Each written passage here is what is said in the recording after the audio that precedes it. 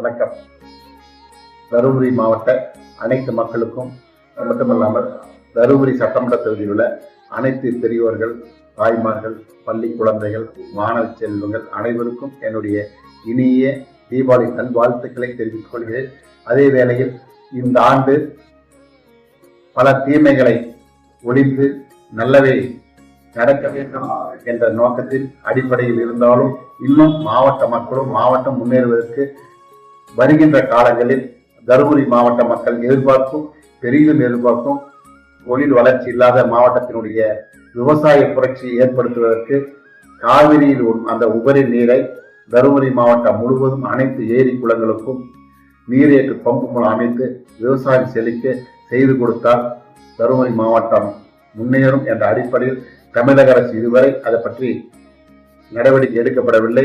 வருகின்ற அரசாவது கண்டிப்பாக நடவடிக்கை எடுத்து மாவட்டம் முன்னேறுவதற்கு கண்டிப்பாக அந்த திட்டம் நிறைவேறும் என்ற நம்பிக்கையோடு மீண்டும் அனைத்து மக்களுக்கும் என்னுடைய தீபாவளி நல்வாழ்த்துக்களை, பாதுகாப்பான தீப ஒளி திருநாளை, மது இல்லாத தீபாவளி திருநாளை கொண்டாட என்னுடைய மனமார்ந்த நல்வாழ்த்துக்களை தெரிவித்துக் கொள்கிறேன். நன்றி, வணக்கம்.